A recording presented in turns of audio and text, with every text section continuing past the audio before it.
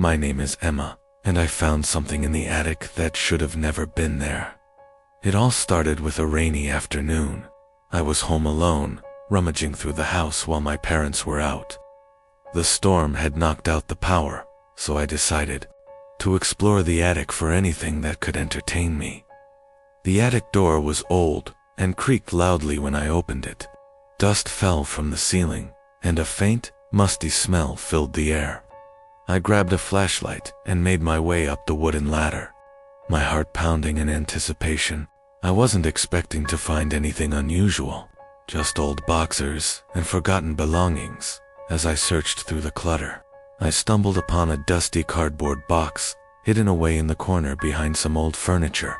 Curious, I opened it. Inside was a doll. At first, it seemed like any other old doll: wooden eyes, fraying dress, and a cracked porcelain face, but something about it made my skin crawl. The doll's eyes were fixed on me, unnervingly still, like they were watching my every move. I shrugged it off, thinking it was just the eerie setting of the attic messing with my mind. But as I examined the doll closer, I noticed something disturbing. A small name tag was sewn into the back of its dress, something I hadn't seen before. The name read Lily. I felt a chill run down my spine. I wasn't sure why, but the name seemed familiar. I left the attic with the doll in my arms, planning to show it to my parents when they came home. But that night, strange things started happening. I placed the doll on a shelf in my room, but when I woke up the next morning, it was sitting on the edge of my bed, staring at me. Its eyes were open wide, and its mouth was twisted into a subtle grin. I assumed I must have moved it, but I couldn't shake the feeling that I hadn't. Over the next few days, things escalated. The doll would be in different places when I woke up, always closer to me. Sometimes it would be sitting on my desk, other times on the floor, but never in the spot I had left it. Then, one night, I woke up to hear soft whispers in the room. I tried to ignore them, but they grew louder. "Lily, come play." The voice was soft and childlike, coming from the direction of the doll. Terrified, I grabbed the flashlight and pointed it toward the doll. It was gone. I searched the room, frantically, my breath coming in short gasps. I checked under the bed, behind the curtains, everywhere, but the doll was nowhere to be found. That's when I heard the footsteps, tiny, slow steps, coming from the hallway outside my room.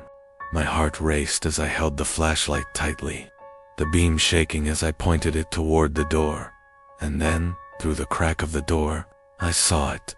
The doll was standing in the doorway, staring at me. It whispered again, louder this time, "Lily, it's time to play." I bolted out of bed and ran down the stairs, the doll's footsteps echoing behind me. I could hear it following me, but when I looked back, it was always just out of reach, never too far away. I don't know how long I ran through the house, but I eventually locked myself in the basement. The whispers stopped, but I still hear them, sometimes faint, echoing in the darkness. I haven't been able to get rid of the doll. I don't think I ever will, because every time I try, it always finds its way back. My name is Laura, and the shadows in my attic whisper my name every night. It started with the smell, a damp, earthy stench that crept down the stairs every evening. I thought it was just old wood or maybe mold, but the longer I stayed in the house, the stronger it became. The smell lingered in the air, thick and heavy, like something forgotten. But then came the noises, faint at first, like someone shuffling in the attic. I tried to ignore it, convincing myself it was just the house settling. After all, it was an old house. But one night, I couldn't shake the feeling that I was being watched. I sat up in bed, staring at the ceiling, waiting. That's when I heard it. A soft whisper, barely audible, but clear enough for me to make out the words, "Laura." I froze. My heart raced. The voice came from the attic, clear as day. My blood ran cold. I got out of bed, heart hammering in my chest, and grabbed the flashlight. The attic was directly above my room, and I'd never dared to go up there since moving in. But the whispers, they called to me. I pulled the ladder down, the old wood creaking under my weight. As I climbed, the air grew colder, thicker. The smell of decay was stronger up here. The attic was cramped, filled with forgotten boxes and dusty furniture. I scanned the room, the beam of my flashlight trembling as I moved it across the cluttered space. Nothing. But then I saw it. A shadow. A figure, crouched in the corner, barely visible in the dim light. My breath caught in my throat. I stepped closer, my legs shaking, and that's when I saw it. The figure wasn't moving. It was just there. And then, slowly, it shifted, turning its head toward me, and then it whispered again, "Laura." I backed away, but the shadow didn't follow. It stayed there, watching me, its eyes never leaving mine. I ran down the ladder, bolting the door behind me. But that night, I heard it again. The whisper, soft and slow, coming from the attic. "Laura, come back. The shadows are always there now, watching, waiting, and they won't let me forget." My name is Mark, and last night, I saw something staring at me from my attic vent. It started small, at first, just a light scuttling sound, almost like the scratch of mice running across the floorboards. I figured it was nothing. Old houses have their quirks, and I'd seen enough horror movies to know better than to panic. But as the days went by, the noises changed. They grew louder. Thumps, like something or someone was moving in the attic. Not in the usual way that a house settles, but deliberate, almost methodical. I tried to convince myself that it was nothing. After all, the house was old, and the attic had to be full of critters. But the longer I stayed here, the more uneasy I felt. Then the breathing started. It wasn't a sound I could ignore. Soft at first, just a low, rasping breath that seemed to filter down through the vent in my ceiling. At first, I thought it was the wind, but it came at odd hours, always at night, always when everything else was silent. Each time, I would lie awake, staring at the ceiling, hoping it was just my imagination. But the whispers came next. Faint at first, just a barely audible hum, like someone speaking in a language I couldn't understand. It wasn't like anything I had ever heard before, though. The voice wasn't human. There was a depth to it, a gravelly rasp that sent shivers down my spine. Sometimes, it would be almost mocking, other times full of a low, mournful sorrow. I couldn't place the sound. It was coming from the attic, or behind the walls. I couldn't tell. Last night, I woke up in the middle of the night, my skin crawling, my heart thudding in my chest. I didn't know why, but I felt the unmistakable sensation of being watched. My eyes shot open, and my gaze immediately snapped to the ceiling vent above my bed. I froze. There, staring down at me, were two dark, lidless eyes, black as coal, without a trace of light. They were unmoving at first, but the longer I stared, the more the eyes seemed to focus on me, almost as if they were aware of my gaze. I couldn't look away. A cold sweat broke out across my back. The eyes blinked once, then slowly, ever so slowly, a faint smile began to stretch across the darkness. Beneath them, it wasn't a smile that I'd ever seen before. It was too wide, too unnatural. I wanted to scream, to run, but I couldn't move. My body felt paralyzed, trapped under the weight of those eyes. They were the kind of eyes that seemed to burn into your soul, watching you, not out of curiosity, but out of something darker, something hunger-filled. I don't remember falling asleep. The terror was too much. The next thing I knew, the morning light was creeping through my blinds. I was still in bed, but the sense of unease hadn't left. I told myself it was a nightmare, some trick of my mind playing on me in the dark. But then I got up and looked at the vent. It was slightly ajar. The screws normally tight were loose, as though something had been trying to get out. I didn't touch it. I didn't want to. But now, every night, when I lie in bed, I can't help but wonder, is it still up there, watching me? And when will it decide to come down? My name is Daniel, and something is living in my attic. I first heard it a few weeks after moving into my new house. At night, when everything was silent, I'd hear a faint scratching above my ceiling. Just the occasional skittering noise, nothing alarming. Probably rats, I told myself. But then the scratching turned into thumping, heavy, deliberate thumps, too heavy for rats, too slow for any animal I could think of. One night, as I lay in bed, I heard it move, a dragging sound across the attic floor. My stomach tightened. It wasn't fast, it wasn't erratic, it was slow, purposeful, like something crawling. I told myself I was imagining things. Sleep deprivation. Stress, it had to be something rational, until I saw the attic door open by itself. I was in the hallway, passing by, when the ceiling hatch suddenly creaked downward, the folding ladder sliding open, as if something had pushed it down from above. I froze, staring up into the darkness. A single breath echoed from the attic. Long, deep, not mine. I ran. That night, I locked the attic door and shoved a chair under it. But it didn't help, because now, the noises weren't just coming from above me. They were coming from inside my walls, scraping, tapping, breathing. Last night, I woke up to the sound of something slowly dragging its nails along the ceiling, right above my bed, and, when I opened my eyes, I saw them. Two blackened hands gripping the attic door. The latch is locked, but for how long? My name is Ethan, and I found a door in my attic that shouldn't be there. I've lived in this house for years. It's old, creaky, and honestly, a little too big for just me. The attic was nothing special, just a storage space with a few forgotten boxes and cobwebs. I'd only been up there a handful of times, until last night. I was in bed, half asleep, when I heard something. Not the usual creaks of the house settling. This was different. A click, like a door unlocking. I sat up, heart hammering. The sound had come from the attic. I didn't want to go up there. Every instinct told me to stay in bed, pretend I hadn't heard anything. But my curiosity or stupidity won. I grabbed a flashlight, pulled the attic ladder down, and climbed up.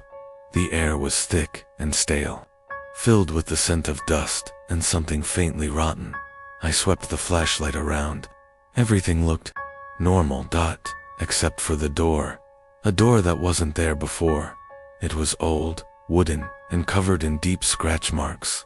My breath caught in my throat. I had been in this attic before. There had never been a door. I should have left. I should have gone back downstairs, locked the attic, and pretended I never saw it. But I didn't. I reached out and turned the handle. It was ice cold. The door swung open with a groan, revealing a narrow hallway. The walls were lined with faded, peeling wallpaper, and the floor was covered in dust. Except for one thing, footprints, leading deeper inside. I swallowed hard and took a step forward. The air was wrong in here, heavier, pressing against my skin like unseen hands. I walked slowly, my flashlight flickering. Then, I heard it. A whisper at it was faint, coming from the darkness ahead. My body froze, my breath catching in my throat. The whisper turned into a soft, wet laugh. I turned and ran. I barely made it through the door before it slammed shut behind me. The attic was silent again. The door was gone, but now, at night, I hear it. A click, like a door unlocking, and the soft sound of footsteps coming closer. My name is Henry, and something in my attic is watching me. I moved into this house a month ago. It was a cheap rental, a little rundown, but nothing I couldn't handle. The attic wasn't even something I thought about, just a dusty space above me that I had no reason to enter until the noises started. At first, it was just faint creaks at night.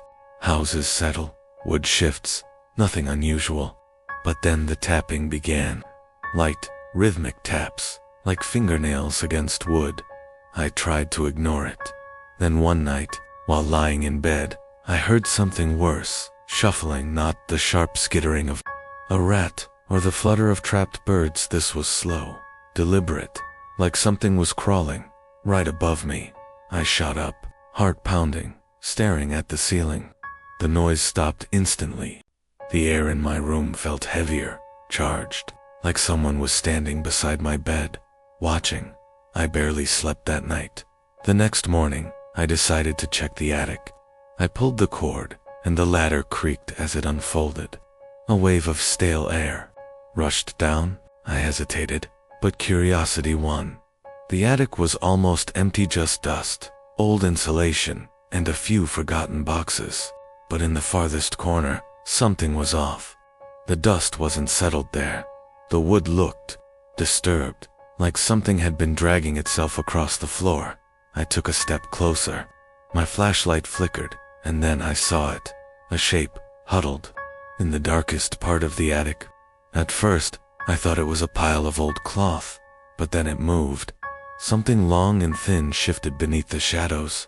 My flashlight's beam barely caught its outline, a twisted, elongated body, its limbs bent the wrong way. Then, it turned toward me. I didn't see a face, just a deep, hollow blackness where its eyes should have been. And then it crawled toward me.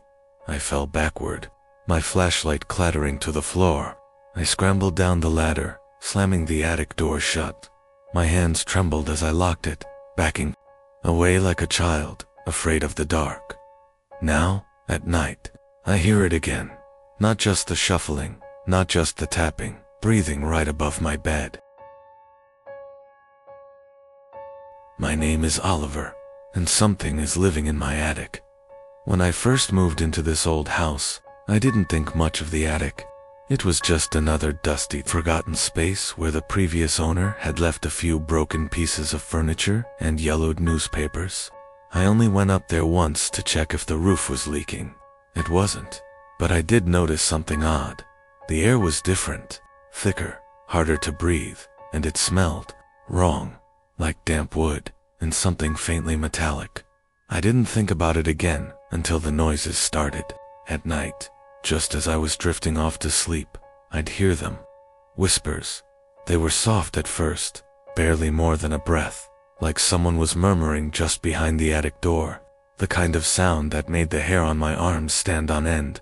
I told myself it was the wind, the pipes, my imagination, anything but what it really sounded like. But then the whispers turned into voices. They weren't loud, but they were clear. I couldn't make out the words, but they weren't random. They had a rhythm, a pattern, like a conversation spoken just low enough that I couldn't understand. One night, I finally gathered the courage to check. I grabbed a flashlight, pulled down the attic ladder, and slowly climbed up. The air was thick, pressing against my skin like unseen hands. My flashlight flickered as I swept the beam across the attic. Empty. Then why did it feel like someone was watching me? I turned to leave, but just as I reached the ladder, I heard it, a whisper, right in my ear. I spun around, my breath caught in my throat. The attic was still empty, but the dust on the floor had changed. Footprints, not mine. They circled the attic, stopping just behind where I had been standing. Like something had been there, right behind me, whispering into my ear. I ran. I locked the attic door that night, but it didn't help. Because now, the whispers aren't just coming from above, they're coming from the walls. My name is Liam, and for most of my life, I never paid much attention to the attic in my childhood home. It was just an old, dusty space where forgotten things were stored. But after my parents passed away and I inherited the house, the attic became something else, something I couldn't ignore. It started with the noises at night. When the house was silent, I would hear faint scratching sounds coming from above. At first, I assumed it was mice, or maybe a raccoon that had somehow found its way inside. But the noises were too rhythmic, too deliberate, like something was pacing back and forth. Then came the knocking. Soft at first, just a single tap, as if something was testing to see if I would react. But over time, the knocking became more persistent. Always in threes. Tap, tap, tap, right above my bedroom. One night, I finally worked up the courage to check. Armed with a flashlight and a crowbar, I climbed the creaky pull-down ladder and pushed open the attic door. The air inside was stale, thick with dust and the scent of old wood. My flashlight beam cut through the darkness, revealing stacks of old furniture, moth-eaten clothes, and boxers filled with things my parents had stored away. I took a step inside, the floorboards groaning beneath my weight. Then, I saw it in the far corner of the attic, half buried under an old sheet, was a wooden rocking chair. It was slowly rocking. I froze, my breath catching in my throat. There was no breeze, no open windows, nothing that should have made it move. Yet it swayed gently, back and forth, as if someone was sitting in it. That's when the whispering started. It was faint, almost like a breath against my ear. I spun around, my flashlight shaking in my grip, but I was alone. The whispering continued, unintelligible murmurs that seemed to come from everywhere at once. Then, something cold brushed against my arm. I ran. I didn't stop until I was back in my bedroom. The attic door slammed shut behind me. My heart pounded as I pressed my back against the wall, trying to convince myself that I was imagining things. But then, from the attic, I heard it tap, tap, tap, tap. I barely slept that night. The next morning, I decided to check the attic again, but this time, in daylight. I climbed up the ladder, my hands trembling as I pushed open the door. The rocking chair was still there, motionless now. But something was different. On the dusty wooden floor, where my footprints from the night before should have been, there were more footprints, and they weren't mine. Small, bare footprints, leading from the rocking chair to the attic door. I don't go up there anymore, but every night, I hear it tap, tap, tap, tap. My name is Ethan, and I never knew our house had a second attic. I grew up in a century-old house, the kind with creaky floors, hidden closets, and way too much history. The attic was nothing special, just a dusty storage space filled with forgotten junk, or at least, that's what I thought. Last winter, while replacing an old light bulb in the attic, I noticed something strange. The wooden planks on the ceiling didn't match. One section was slightly darker, with faint seams outlining a square shape, a hatch. A second attic. I didn't even hesitate. I grabbed a ladder and pushed against the panel. It was heavy, but after a few shoves, it slid open with a deep groan. A rush of cold, stale air poured down, carrying a smell that made my stomach turn something between mildew and rot. I pointed my flashlight inside. The space was much smaller than the main attic, barely tall enough to stand in. The walls were lined with yellowed newspapers, their headlines from decades ago. A single wooden chair sat in the center of the room, facing the hatch, and on the floor, scratch marks, dozens of them. Long, deep gouges in the wooden planks, as if someone had been dragged across the floor. Some led to the chair, others to the walls. A chill ran through me. I was about to climb down when I saw something else in the far corner of the attic. Nestled among the shadows was a small wooden box. I don't know why, but I had the overwhelming urge to open it. Inside were old photographs, black and white images of people standing in front of my house. Their faces were blurred, smudged out as if erased. I flipped through them, my breath catching when I saw the last one. It was a picture of me, same house, same angle, but it was wrong. Because in the photo, I was standing in the attic, staring directly at the camera, and behind me, just over my shoulder, was a figure. Tall, shadowy, featureless. A creak sounded from behind me. I turned, my flashlight flickering, and for a split second, I saw movement, something shifting in the darkness. I didn't scream. I didn't stop to grab the box. I just climbed down as fast as I could, and slammed the hatch shut. I nailed it closed, then dragged a bookshelf in front of it for good measure. That night, as I lay in bed, I heard something above me, a slow, deliberate scratching, right where the hatch was. My name is Daniel, and I made a terrible mistake, opened the attic door. The house had been in my family for generations, but no one ever talked about the attic. It was always locked, the key hidden away by my grandfather, then my father. They never explained why. Just leave it alone, they would say. And for most of my life, I did. Until last week, I was cleaning out the house after my father passed away, and in the back of his desk drawer, I found the key. It was old, rusted, and strangely cold to the touch. The moment I picked it up, the house felt different. The air grew heavy, like a storm was about to break. I hesitated only for a moment before heading upstairs. The attic door groaned as I turned the key. It smelled of dust and something else, something foul, like decaying wood. I pulled the chain of the single bare light bulb and stepped inside. The room was empty. No boxes, no furniture, just dust and darkness. The only thing inside was a large, rectangular object covered by a tattered sheet. It stood against the far wall, taller than me. I pulled the sheet off. It was a mirror, old and warped, its glass covered in a film of dust.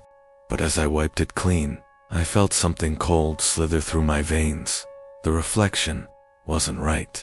I saw myself, but I wasn't alone. There was something behind me, a shape, too tall, too thin, its head tilted at an unnatural angle. I spun around, heart pounding, but the attic was empty. I looked back at the mirror. The figure was closer. I backed away, but my reflection didn't move. It stood frozen, staring at me with wide, terrified eyes. Then it smiled.